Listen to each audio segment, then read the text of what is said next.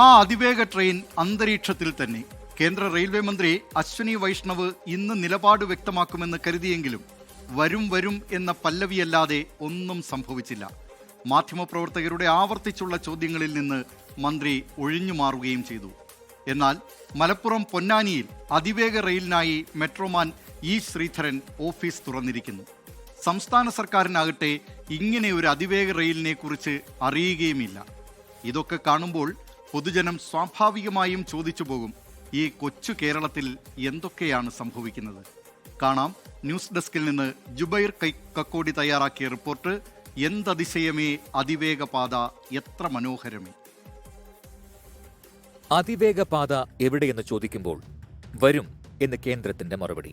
എങ്ങനെ വരും, എപ്പോൾ വരും എന്നതിൽ വ്യക്തതയുമില്ല. സംസ്ഥാന സർക്കാർ പണം മുടക്കേണ്ടതും ഭൂമി ഏറ്റെടുത്ത് നൽകേണ്ടതുമായ പദ്ധതിയാണ്. എന്നാൽ സംസ്ഥാന സർക്കാരിനെ ഇക്കാര്യത്തിൽ ഇപ്പോഴും ഇരുട്ടിൽ നിർത്തിയിരിക്കുകയാണ് കേന്ദ്ര സർക്കാർ. അതിവേഗ റെയിൽ പദ്ധതി കേന്ദ്ര ബജറ്റിൽ പ്രഖ്യാപിച്ചിരുന്നില്ല. ഇക്കാര്യത്തിൽ വിശദീകരണം നടത്തിയ കേന്ദ്ര റെയിൽവേ മന്ത്രി അശ്വനി വൈഷ്ണവിനും പുതിയതായി ഒന്നും പറയാനുണ്ടായിരുന്നില്ല. അപ്പോൾ ഇന്ന് മലപ്പുറം പൊന്നാനിയിൽ അതിവേഗ പാത പദ്ധതിയുടെ വിശദ റിപ്പോർട്ട് തയ്യാറാക്കാൻ മെട്രോമാൻ ഇ ശ്രീധരൻ ഓഫീസ് തുറന്നതിൽ മന്ത്രി എന്താകും പറയുക എന്ന സംശയം സ്വാഭാവികം. താനുമായി കൂടിക്കാഴ്ച നടത്തി എന്നല്ലാതെ പദ്ധതിയുമായി ബന്ധപ്പെട്ട ഒരു ചോദ്യത്തിനും മന്ത്രി അശ്വനി വൈഷ്ണവ് വ്യക്തമായ മറുപടി നൽകിയില്ല. ഇ ശ്രീധരന്റെ എല്ലാ പ്രവർത്തനങ്ങളെയും പിന്തുണയ്ക്കുന്നു എന്നു മാത്രമായിരുന്നു പ്രതികരണം. Dr. Sridharan Saab had met me very recently. We had discussed in good detail how should we take up the future of railways, and he has a very grand vision for entire country. So I really respect him. I always support the work which Dr. Sridharan is doing. പൊന്നാനിയിൽ office തുറന്ന് E Sreedharan പറഞ്ഞത് കേന്ദ്ര പദ്ധതിയെപ്പറ്റി സംസ്ഥാന സർക്കാരിനെ അറിയിക്കേണ്ടതില്ലെന്നും കേന്ദ്രമന്ത്രി തനിക്ക് മുഴുവൻ പവറും നൽകിയിട്ടുണ്ട് എന്നുമായിരുന്നു. ഞാൻ റെയിൽവേ മിനിസ്റ്റർ 16-ാം തീയതി പോയി കണ്ടതാണ്. അന്നാണ് ഈ വിഷയം ആദ്യമായി സംസാരിച്ചും എത്തിച്ചേക്കുന്നത്. അന്ന് തന്നെ അദ്ദേഹം പറഞ്ഞു, ഇനി ബഡ്ജറ്റ് ഇടാൻ പറ്റില്ല, എന്തായാലും അത് ബഡ്ജറ്റിൻ്റെ ആവശ്യമില്ല. Railway minister got full powers to do any survey anywhere.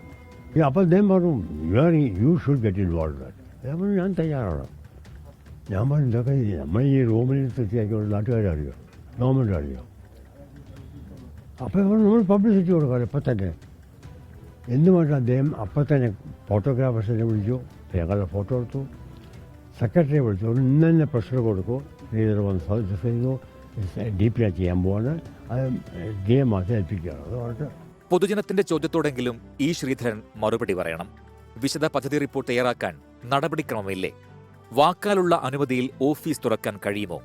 പൊതുപണം ചെലവഴിക്കുമ്പോൾ അതിന് ഒരു സർക്കാർ ഉത്തരവ് വേണ്ടേ? ഞങ്ങൾ ശ്രീധരൻ കൊണ്ടുവരുന്നതിലും കുഴപ്പമില്ല, അത് കാസർഗോഡ് വരെ മാറ്റണമെന്ന് മാത്രമേ ഞങ്ങൾക്ക് അഭിപ്രായമുള്ളൂ.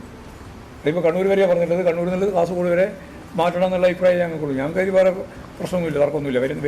വരുന്നതിനും ഞങ്ങൾക്ക് തർക്കമില്ല. RRTC ഞങ്ങളിപ്പോൾ മുന്നോട്ടേക്ക് വെച്ചിട്ടുണ്ട്. അത് ശ്രീധരൻ്റെ പരിപാടിക്ക് കേന്ദ്ര ഗവൺമെൻറ് അംഗീകാരമില്ല എന്ന് മനസ്സിലാക്കിയപ്പോഴാണ് അത് വെച്ചത്. കൊങ്കൺ റെയിൽവേക്കും ഡൽഹി മെട്രോയ്ക്കും ചുക്കാൻ പിടിച്ച ഇ ശ്രീധരന് വാക്കാലുള്ള ഉത്തരവ് പോരാ ഒരു വൻ പദ്ധതിയുടെ തുടർ നടപടികളിലേക്ക് കടക്കാൻ എന്നൊന്നും അറിയാത്തതാവില്ല. പിന്നെ എന്താകാം ഇത്തരം നീക്കങ്ങൾക്ക് പിന്നിൽ എന്നത് അവ്യക്തം. അതിവേഗ റെയിൽ ഇന്ന് വരും, നാളെ വരും എന്ന് പ്രതീക്ഷയോടെ കേരള ജനത കാത്തുനിൽക്കുകയാണ്. അധികാരികളും അധികാരം നൽകപ്പെട്ടവരും ഓർക്കണം, പൊതുജനം കഴുതയല്ല സാർ. ലോകത്തെവിടെയായാലും ഏത് സമയത്തും 24 വാർത്തകളും ഓഗ്മെന്റഡ് റിയാലിറ്റി പാക്കേജുകളും എക്സ്പ്ലെയിനറുകളും വിശദമായി കാണാൻ ഞങ്ങളുടെ യൂട്യൂബ് ചാനൽ നിങ്ങൾക്ക് സബ്സ്ക്രൈബ് ചെയ്യാം.